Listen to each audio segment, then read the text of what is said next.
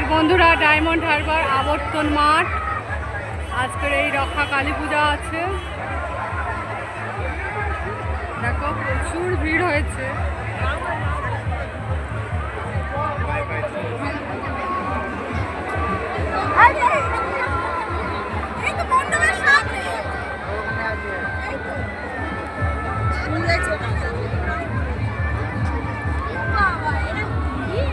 প্রচুর প্রচুর ভিড়, মেলার মতন ভিড়। কাল ঠাকুরটা বিসর্জন হবে, আমি কিছু বলতে পারছি না, তোমরা কিছু শুনতে পাবে না। যারা মন্দিরের ভিতরে রয়েছেন আমরা অনুরোধ করছি, আমাদের পুজোর কাজ শুরু হবে, আপনারা একটু দয়া করে মন্দিরের বাইরে চলে আসবেন। আমাদের পুজোর কাজ শুরু হবে। যারা প্রতি রয়েছেন তারা সংকল্পে পুজোর কাজে বা সংকল্পে বসবেন, আপনারা মন্দির থেকে একটু বাইরে চলে আসুন।